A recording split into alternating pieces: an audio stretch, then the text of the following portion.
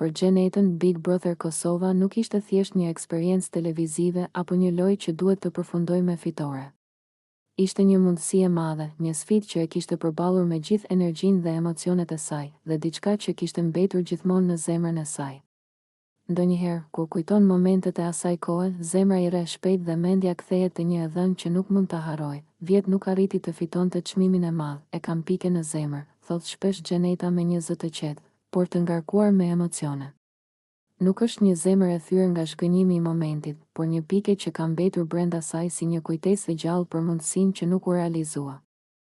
Është diçka që ajo e mbart me vete çdo ditë, një ndjenjë që nuk zhduket, por që e bën të reflektojë mbi çdo hap që ka marrë, mbi çdo zgjedhje dhe mbi çdo gabim që ndoshta bëri. Kur flet për Big Brother Kosova dhe për çmimin që nuk e fitoi, Gjeneta nuk i referohet thjesht parave apo famës. Për të, çmimi i madh ishte një simbol i arritjes së ëndrave, i konfirmimit që puna, përkushtimi dhe durimi shpërblehen. Dhe fakti që nuk e fitoi e ka bërë të ndjejë një mungesë, një peng të qartë që e shoqëron edhe sot. Ajo e di që ka bërë disa gabime, disa momente kur nuk ka vepruar siç duhej ose nuk ka shfrytëzuar mundësinë në maksimum. Kur i kujton këto gabime, nuk ndihet vetëm keq për veten, por më shumë për faktin që ajo e kishte ëndërruar atë çmim dhe nuk arriti ta përmbushte. Është një reflektim i hidhur, por edhe i domosdoshëm. Sepse çdo peng është një mësim dhe për Gjenetën, ky peng ka qenë një mësim që nuk do ta harroj kurrë. Nganjëherë ajo e mendon lojën në retrospektiv dhe pyet veten, çfarë mund të kisha bërë ndryshe? Si mund ta kisha menaxhuar situatën më mirë? Si mund ta kisha përdorur çdo moment për të treguar më mirë se kush jam unë? Këto pyetje nuk janë thjesht pasqyrë e një shgënjimi të kaluar, ato janë reflektimi i përpjekjes për të kuptuar vetveten dhe për të përmirësuar versionin e ardhshëm të vetes. Çdo lojë ka dinamikat e saj dhe Big Brother Kosova nuk është përjashtim. Ka momente kur fatet nuk vendosen vetëm nga aftësitë, por edhe nga perceptimet e të tjerëve, nga strategjitë e banorëve të tjerë dhe nga mënyra si publiku vendos të reagojë. Dhe Gjeneta e pranon këtë, nuk është gjithmonë e lehtë të jesh në qendër të një loje ku çdo gabim duket më i madh se sa në realitet, ku çdo veprim analizohet nga të gjithë dhe ku pritshmëritë janë gjithmonë të larta. Por ajo nuk e sheh këtë si humbje përfundimtare. Përkundrazi, pengu i asaj kohe e ka bërë të fortë. E ka mësuar të qëndrojë, të refletojë dhe të punojë mbi vetveten. Është një ndjesi që e ndihmon të jetë më e kujdesshme, më e vëmendshme dhe më e vetëdijshme për zgjedhjet e saj të ardhshme. Gjeneta shpesh thotë, e kam peng gjithë jetën, sepse më kujton që duhet të jem gjithmonë e vëmendshme, e sinqertë dhe e përgatitur. Nuk mund të shkoj mbrapa, mund të shikoj vetëm përpara dhe të përpiqem të jem më e mirë çdo ditë. Ky është mentaliteti i saj. Ky është mënyra se si ajo e kthen shgënjimin në energji pozitive. Në zemrën e saj, Big Brother Kosova nuk është vetëm një lojë që nuk e fitoi. Është një eksperiencë e çmuar që e formoi, një histori që e bëri më të fortë dhe më të ndërgjegjshme për vetveten. Çmimi i madh mund të ketë mbetur jashtë arritjes së saj, por ajo ka fituar diçka po aq të rëndësishme, forcën për të reflektuar, për të përmirësuar dhe për të vlerësuar çdo mundësi që jeta i sjell. Gjeneta nuk harron asnjëherë emocionet që përjetoi brenda shtëpisë, miqësitë, debatet, përplasjet, momentet e qeshjes dhe ato të qajturit. Por mbi të gjitha, ajo kujton momentet kur e ndjeu veten e parë të vlerësuar për atë që është, kur ndjeu respekt dhe mbështetje nga ata që e rrethonin. Ky është arritja e saj më e madhe, edhe më e madhe se çdo çmim fizik që mund të jepet, dhe ndonse pengu i Big Brotherit do të mbetet gjithmonë me të, ai nuk e ka bërë të hidhërohet ose të ndjejë keqardhje për jetën e saj. Përkundrazi, e ka ndihmuar të kuptojë se jeta nuk është gjithmonë e drejtë, se humbjet mund të na mësojnë më shumë se fitoret dhe se çdo peng është një mundësi për të reflektuar dhe për të përmirësuar. Në fund, Gjeneta e di diçka të thjeshtë, por të fuqishme. Çmimi i madh mund të mos jetë arritur fizikisht, por ajo e ka fituar atë në formë tjetër, përvojë, mësim dhe forcë të brendshme. Dhe ky, thot ajo me një buzëqeshje të qetë, është diçka që nuk mund ta marrë askush, dhe që do të mbetet me të për gjithë jetën. Disa njerëz kanë një ndikim të veçantë në jetën tonë, edhe pa e kuptuar plotësisht në momentin kur ndodh gjithçka. Për Gjenetën, një prej këtyre njerëzve ishte ish vjehri i saj. Nuk ishte një marrëdhënie tipike që mund të shihet në filma apo romane, ishte një lidhje e veçantë, e ndërtuar mbi respekt, kujdes dhe mirësi të vërtetë, me deshi shumë, thoshte Gjeneta shpesh kur fliste për të. Jo vetëm respekt, por një dashuri e thellë, që nuk kishte nevojë të shprehej me fjalë të mëdha apo gjeste të bujshme. Ai dinte të ishte aty me qetësi dhe pa imponim, duke treguar një kujdes që nganjëherë ishte më i madh se sa ai që mund të ndjejë nga vetë familjarët e ngushtë. Nganjëherë Gjeneta thoshte, ai më deshi më shumë se sa kishte dëshirë për vajzën e tij, e cila ishte vetë nusja e tij, dhe kjo nuk ishte një gjë e zakonshme. Ishte diçka që e bënte të ndjehej e veçantë, e kuptuar dhe e mbrojtur. Ajo shpesh e pyeste veten, si ka mundësi që një njeri kaq i mirë të më respektoj kaq shumë dhe të më trajtoj me kaq kujdes, si një prind për mua. Ky lloj respekti nuk vinte vetëm nga mirësia, por edhe nga një ndjenjë e thellë përgjegjësie.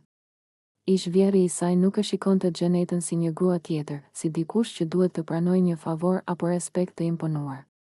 Jo. Ai e shikonte me sytë e dikujt që dëshiron të sigurohet që të tjerët janë të lumtur, të mbrojtur dhe të respektuar. Gjenetës i dukej shpesh e pabesueshme. Si ishte e mundur që një njeri që nuk ishte i lidhur biologjikisht me të, mund të tregonte kaq shumë kujdes dhe dashuri pa kushte?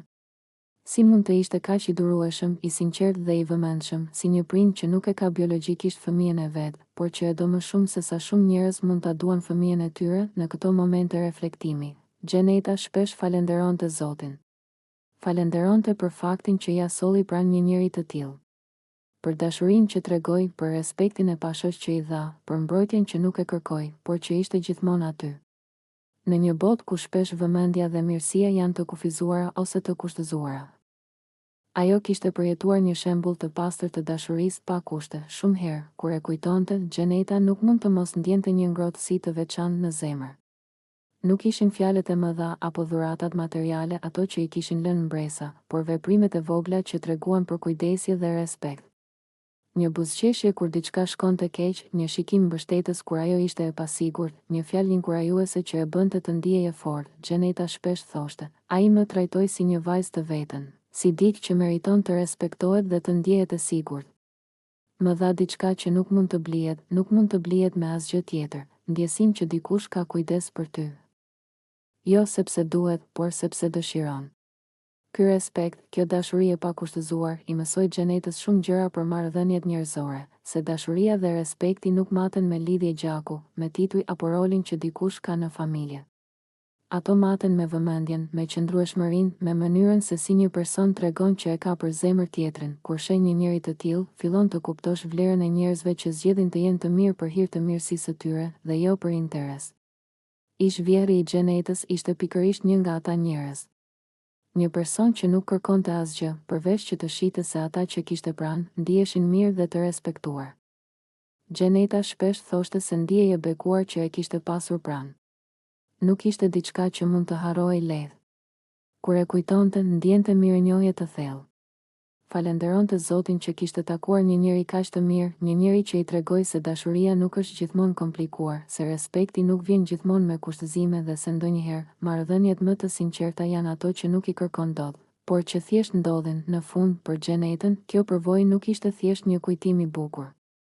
Ishte një mësim jete.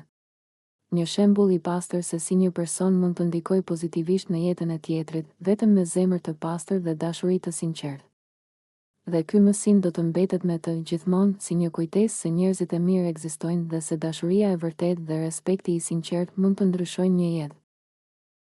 Sonte, shtëpia e Big Brother Kosova pritet të përballet me një tronditje të fortë. Jo thjesht një hyrje e zakonshme banorësh, por një ndryshim që pritet të prekë rrënjësisht dinamikën e lojës. 3 banor të rinj, 2 vajza dhe një djalë, do të hyjnë në shtëpi dhe, sipas pritshmërive, ata nuk do të vinë për të bërë figurë apo për të kaluar kohën kot.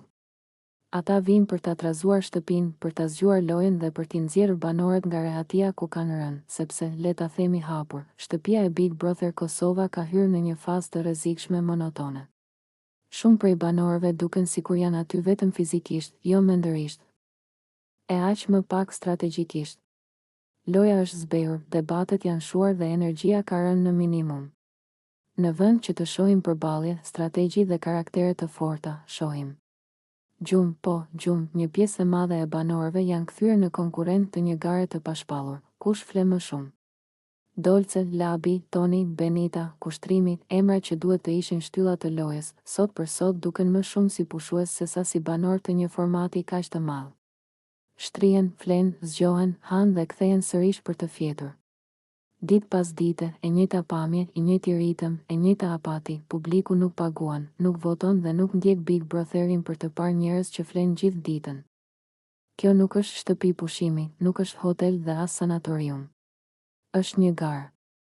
Dhe kur gara shndërrohet në rehati, atëherë ajo humb kuptimin, pikërisht këtu hynë në lojë 3 banorët e rinj. 2 vajzat dhe një djali që do të hynë sonte pritet të jenë elementi që do ta thyej këtë qetësi të rreme. Ata do të përballen me banor të lodhur, të rehatuar dhe ndoshta të frikësuar nga çdo ndryshim. Dhe kjo është arsyeja pse hyrja e tyre është kaq e rëndësishme. Banorët e rinj nuk kanë luksin e gjumit. Ata hynë vonë me nevojën për të provuar veten, për të zënë vend dhe për të lënë gjurmë. Ata do të pyesin, do të ngacmojnë. Do të flasin dhe do të kërkojnë reagim. Dhe pikërisht ky reagim mungon prej kohësh në shtëpi. Është turp që disa banorë vazhdojnë të mbahen në shtëpi pa dhënë asgjë. As debat, as lojë, as strategji, as emocion. Vetëm prani boshe. Nëse dikush hyn në Big Brother vetëm për të fjetur, atëherë më mirë të shkojë në shtëpinë e vet, në shtratin e vet dhe të flejë sa të dojë. Sepse Big Brother nuk është vend për kotësi, publiku po lodhet. Dhe kur publiku lodhet, formati rrezikon. Prandaj sonte është një mbrëmje kyçe.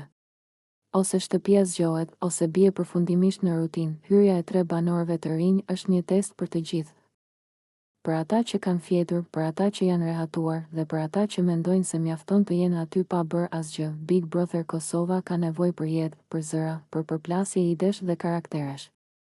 Ka nevojë për njerëz që nuk kanë frikë të prishin qetësinë, sepse vetëm kështu lind loja e vërtetë. Sonte dera hapet. Dhe bashkë me të, ose do të hapet një kapitull i ri për shtëpinë, ose do të zbulohet qartë kush meriton të vazhdojë dhe kush jo. Një gjë është e sigurt, koha e gjumit duhet të mbarojë. Dhe sonte, shtëpia e Big Brother Kosova ose do të zgjohet, ose do të dënohet nga publiku.